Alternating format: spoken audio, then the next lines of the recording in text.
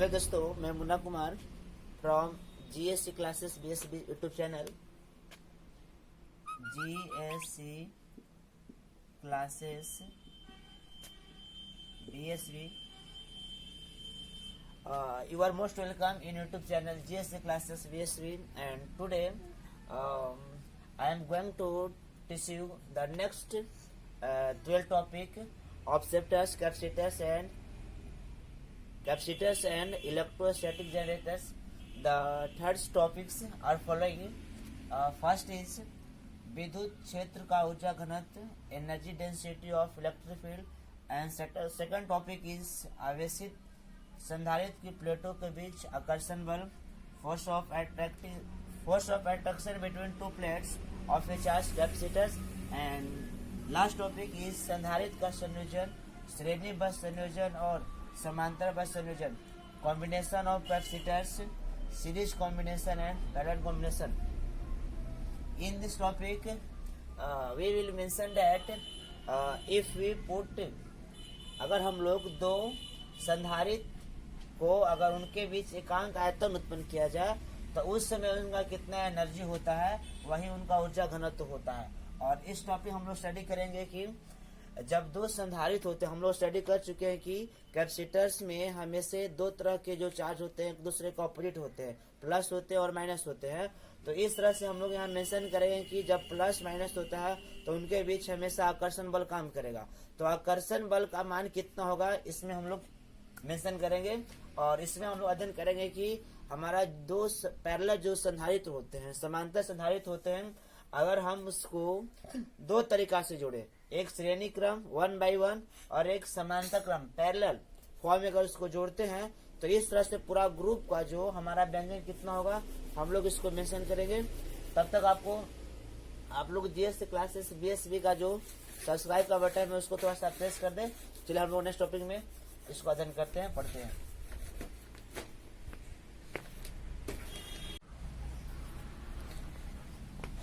चलिए आज का जो हमारा टॉपिक था विद्युत क्षेत्र का ऊर्जा घनत्व, इसके बारे में हम लोग स्टडी करेंगे. तो देखते हैं हम लोग. देखिए, मान लिया जाए कि ये हमारा संधारित्र है, ये हमारा संधारित्र है, इस पे प्लस चार्ज होगा, इस पे प्लस चार्ज और इस पे हमारा माइनस चार्ज. हम लोग शुरू से इसको पढ़ते आ रहे हैं, ठीक है. तो वो कह रहे कि अगर इसके बीच अगर एकांक आयतन उत्पन्न किया जाए, मान लिया जाए कि इस तरह से और मान लिया जाए कि इसके बीच अगर एकांक आयतन उत्पन्न हो तो इसमें जो इसका ऊर्जा निहित होगा वही इसका क्या होगा, ऊर्जा घनत्व होगा. ठीक है. अब मान लेते हैं कि चलिए इसके बीच तो इस तरह से हो गया एक डिस्टेंस, इस तरह से. तो मान लेते हैं कि इसके बीच दूरी, इसके बीच हम हाइट मान लेते हैं, सो कितना हो गया d.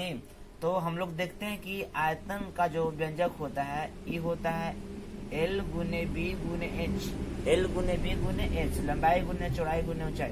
इसको हम लोग कंबाइंड रूप से A कर सकते हैं. और यहाँ हमारा जो हाइट है अर्थात दोनों के बीच इस तरह से दूरी, इसको क्या कर सकते हैं हम लोग, D. यानी हमको A और D में मान निकालना है कि A गुने D में इसमें कितना ऊर्जा निहित होगा, वही हमारा व्यंजक होगा. तो देखते हैं हम लोग. तो चलिए, अभी हम लोग पढ़े थे कि दो समांतर जो पट्टिका होते हैं उनके बीच जो ऊर्जा का मान होता है U बराबर 1/2 Q² होता है, या 1/2 जो Q का मान होता है सिग्मा A होता है. इसका हम लोग क्या कर देंगे, स्क्वायर कर देंगे. और दो समांतर पट्टिकाओं के बीच जो धारिता का मान होता है वह इस तरह से होता है ε0 A बाई क्या होता है, D होता है. अब हम इसको देखते हैं. 1/2 यहाँ हमारा होगा सिग्मा A², और ये चूंकि हमारा तीसरा अंक है, पहला अंक, दूसरा अंक, तीसरा अंक, तो ये हमको टॉप पे चला जाएगा और ये हमारा नीचे चला गया. यानी ε0 क्या होगा हमारा A. इस तरह से हमारा क्या हो गया, हमारा कैंसिल हो गया. अर्थात 1/2 गुने, यहाँ हम लोग देख सकते हैं कि यहाँ सिग्मा A² बटे ε0 है, और यहाँ A गुने D हमारा जो फॉर्म हमको लाना था, A गुने हमारा क्या हो गया, D. अब हम लोग इसमें दोनों तरफ, एक मिनट सॉरी, एप्सिलॉन नॉट से गुना करेंगे, मल्टीप्लाई करेंगे, ऊपर भी गुना कर दीजिए और नीचे भी गुना कर दीजिए। इस तरह से हमारा व्यंजक प्राप्त होगा 1/2 सिग्मा स्क्वायर एप्सिलॉन नॉट, नीचे हमारा हो जाएगा एप्सिलॉन नॉट की होल स्क्वायर, यहाँ हमारा क्या होगा एडी फॉर्म में चलाएगा। और इस तरह से हम देखेंगे कि 1/2 यहाँ आप देख सकते हैं कि सिग्मा बट्टे एप्सिलॉन नॉट का मान जो होता है वह ई के बराबर होता है, विद्युत क्षेत्र के बराबर होता है। तो इनके बीच कितना विद्युत क्षेत्र काम कर रहा है उसका व्यंजक क्या होगा, ई बराबर सिग्मा बट्टे एप्सिलॉन नॉट। तो यहाँ आप देख सकते हैं कि सिग्मा बट्टे एप्सिलॉन नॉट की होल स्क्वायर है, यानी ई इस तरह से हम लोग कर सकते हैं। तो इसका मान हम लोग कितना पुट करेंगे, यहाँ पर ई करेंगे, अर्थात 1/2 यहाँ देखिए आप इसका मान क्या है एप्सिलॉन नॉट इंटू, और इसका मान आप देख सकते हैं क्योंकि इसका मान आप ये रखिए तो ई का स्क्वायर क्या होगा आपका ई स्क्वायर गुने एडी। एडी जो हमारा हो गया यहाँ पर हमारा क्या हो गया वॉल्यूम। और तब कह सकते हैं कि जो हमारा जो संधारित्र है उनके बीच अगर एकांक आयतन है तो उनके बीच कुल ऊर्जा का मान कितना हुआ 1/2 एप्सिलॉन नॉट ई स्क्वायर, यही हमारा व्यंजक हो गया।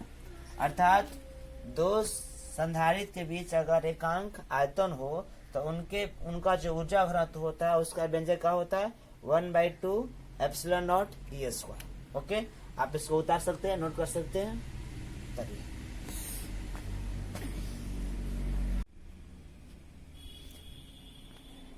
चलिए इस वीडियो का हमारा सेकंड टॉपिक है आवेशित संधारित्र के प्लेटों के बीच आकर्षण बल। आप यहाँ देख सकते हैं कि ये जो हमारा प्लेट है इसके ऊपर प्लस चार्ज है और एक हमारा प्लेट है जिसके ठीक माइनस चार्ज है। तो यहाँ हमारा प्लस चार्ज हुआ, यहाँ हमारा माइनस चार्ज हुआ, यानी अपोजिट आवेश हुए। तो जो अपोजिट आवेश होते हैं एक दूसरे के, उनके बीच कौन सा फोर्स काम करता है हमेशा, उनके बीच हमेशा आकर्षण बल काम करता है। तो इसी आकर्षण बल का हम लोग आज व्यंजक प्राप्त करेंगे। इसमें आप लोग को समझ में आ गया होगा कि दोनों के बीच आकर्षण बल कैसे काम करता है, क्योंकि यह जो है ये प्लस चार्ज है इसके ऊपर, ये है इसके आगे माइनस चार्ज है। तो प्लस माइनस मतलब विपरीत, एक दूसरे का अपोजिट। तो इनके बीच हमेशा कौन सा बल काम करेगा, आकर्षण बल काम करेगा। समान आवेशों में विकर्षण होता है, लेकिन जो विपरीत आवेश होते हैं उनके बीच क्या होता है, आकर्षण बल काम करता है। तो देखिएगा हम लोग देखे थे कि एक व्यंजक होता है कि चूंकि E बराबर F/Q, या हम लोग कह सकते हैं कि यही जो हमारा फोर्स है ना, ये हमारा आकर्षण बल का व्यंजक प्राप्त करेगा। अर्थात F बराबर E इंटू इसको Q आवेश के लिए मान लीजिए। अच्छा चलिए यहाँ पे क्या हो गया Q, E का एक व्यंजक होता है सिग्मा बटे 2 एप्सिलॉन नॉट, और Q का व्यंजक होता है सिग्मा ए। तो आप यहाँ देख सकते हैं सिग्मा में सिग्मा से मल्टीप्लाई कर दीजिए, तो sigma A square A by क्या होगा 2 एप्सिलॉन नॉट। अब यहाँ एप्सिलॉन नॉट से आप दोनों तरफ मल्टीप्लाई करो, दोनों ओर, ऊपर भी नीचे भी। तो यहाँ हमारा मान आएगा sigma A square A epsilon not, यहाँ हमारा मान क्या आएगा 2 एप्सिलॉन नॉट स्क्वायर। अब हम एक व्यंजक पढ़े थे कि ई का जो एक इसमें इस चैप्टर में जो ई का जो मान होता है वो होता है सिग्मा बट्टे एप्सिलॉन नॉट। तो आप यहाँ से देख सकते हैं कि यहाँ sigma square epsilon not square, इसको हम इस तरह से भी लिख सकते हैं 1/2 एप्सिलॉन नॉट, यहाँ हो जाएगा हमारा सिग्मा बट्टे एप्सिलॉन नॉट के होल स्क्वायर इंटू ए, इस फॉर्म में हो जाएगा बराबर 1/2 एप्सिलॉन नॉट सिग्मा बटे एप्सिलॉन नॉट, इसका मान क्या है ई। तो यहाँ हमारा क्या हो जाएगा ई स्क्वायर, यहाँ पर ही ए, अर्थात हम कह सकते हैं कि 1/2 एप्सिलॉन नॉट ई स्क्वायर ए, दोनों के बीच जो आकर्षण बल काम करेगा उसका व्यंजक होगा। अर्थात दो जो आवेशित संधारित्र के प्लेटों के बीच आकर्षण बल होता है उसका मान इस रूप में होता है 1/2 एप्सिलॉन नॉट ई स्क्वायर ए के बराबर होता है। ओके देखिए तो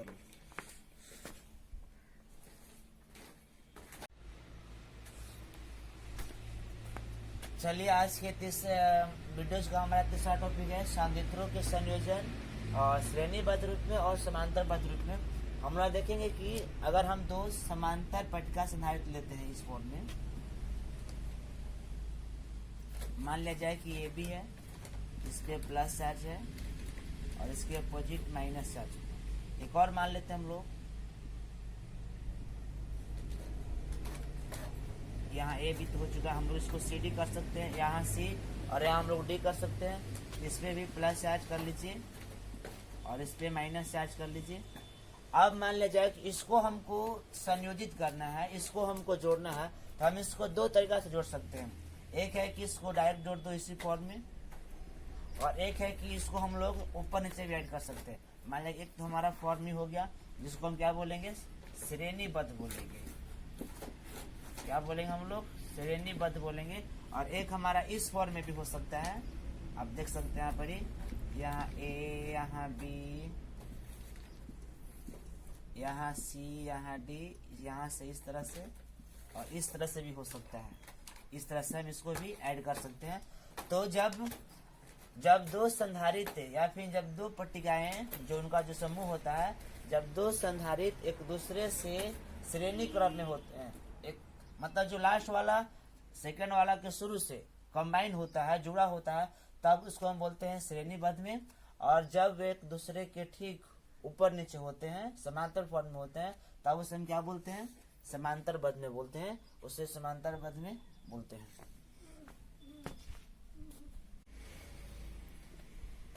चलिए अब हम लोग श्रेणीबद्ध संयोजन के लिए इसका व्यंजक प्राप्त करेंगे। देखिएगा,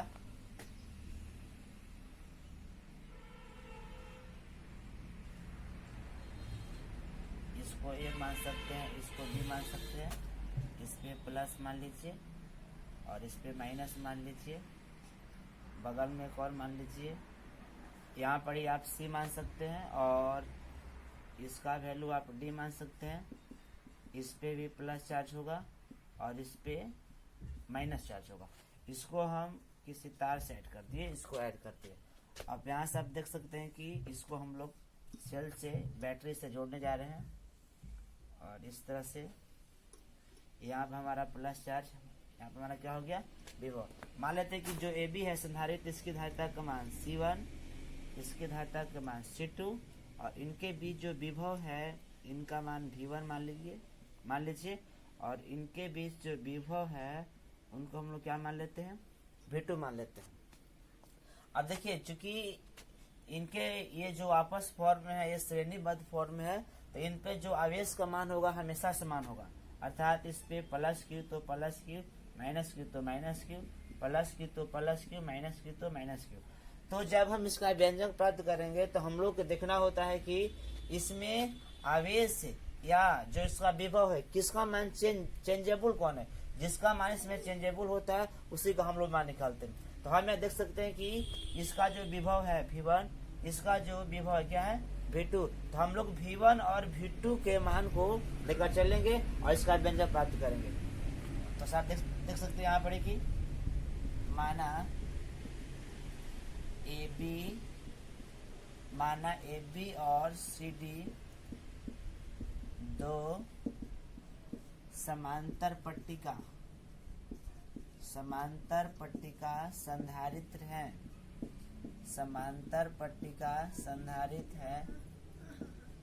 संधारित्र है जिनके विभव क्रमशः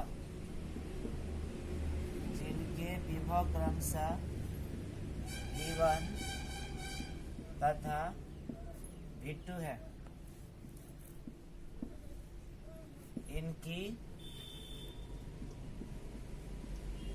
इनकी धारिता का मान क्रमशः C1 तथा C2 है। अतः हम एक फॉर्मूला पढ़े थे कि Q बराबर फॉर्मूला क्या होता है, CV, या इसके अनुसार V बराबर क्या होगा, Q/C। तो आप देख सकते हैं कि C1 के लिए, चलिए हम फॉलो करते हैं इसके लिए। C1 के लिए इसमें V1 का जो मान हमारा हो जाएगा, देख सकते हैं Q/C1 समीकरण 1, और इसके लिए इसमें V2 का जो मान हो जाएगा Q/ क्या होगा C2, समीकरण कितना हो गया 2।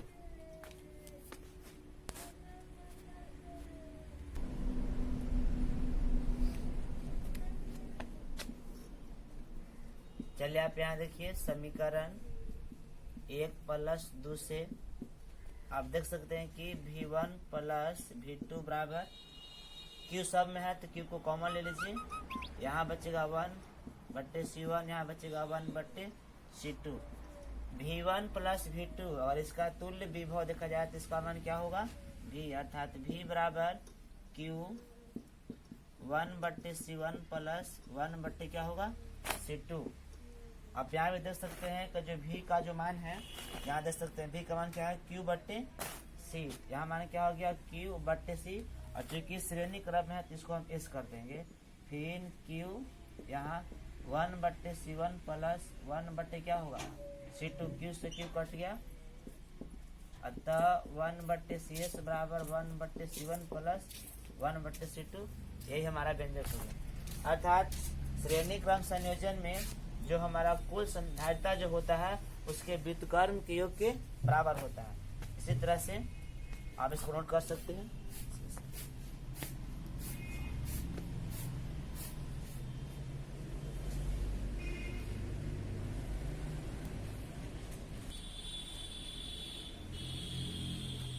चलिए अभी हम लोग स्टडी किए कि जो श्रेणी क्रम संयोजन होता है उसमें व्यंजक इस रूप में होता है 1/CS बराबर 1/C1 + 1/C2, इस फॉर्म में होता है।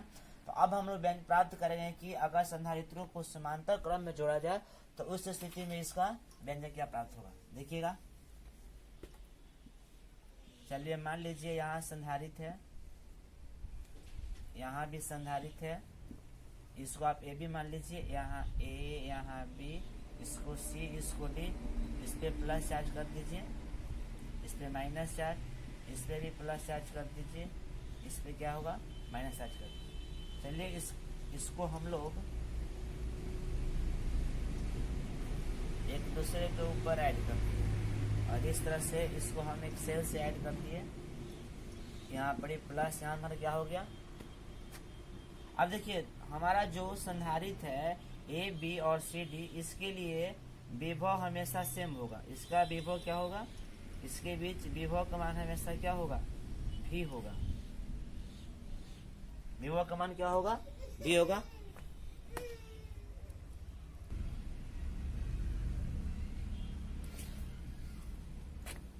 चलिए जब ये समांतर फॉर्म में होगा तो इनके बीच जो विभव होगा वो हमेशा क्या होगा सेम होगा, भी होगा।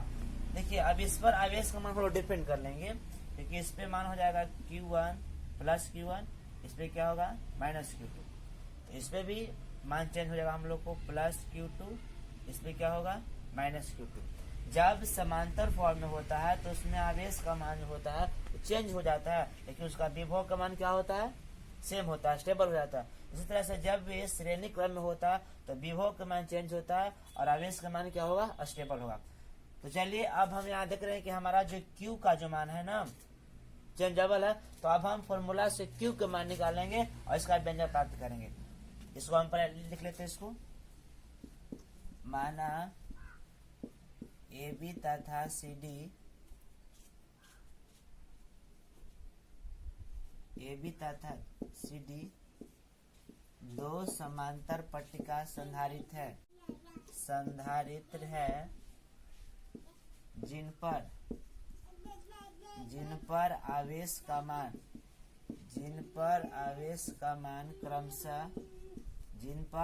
मान क्रमशः प्लस माइनस Q1 तथा प्लस माइनस क्या है Q2। प्लस Q1 इसको डिनोट करेगा, माइनस Q1 इसको डिनोट करेगा, प्लस Q2 इसको, माइनस Q2 इसको, तथा उनकी धारिता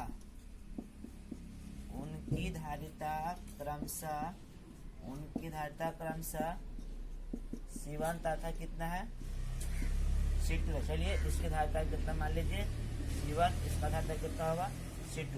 अब देखिए हम सूत्र पढ़े थे हम लोग, Q बराबर क्या होता है, CV। क्या होता है, Q बराबर CV। C1 के लिए देखिएगा, C1 के लिए Q1 बराबर, यहाँ पर आप देख सकते हैं कि Q1, Q का मान निकालना है तो यहाँ हो जाएगा C1 भी, समीकरण कितना हो गया, एक। C2 के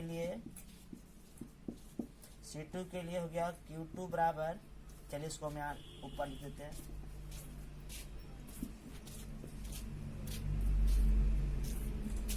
Q2 के लिए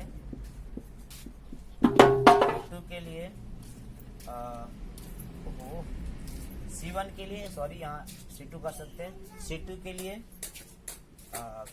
Q2 बराबर C2 भी, समीकरण कितना हो गया 2, समीकरण 1 प्लस 2 से आप देख सकते हैं यहाँ पे मान होगा Q1 प्लस Q2।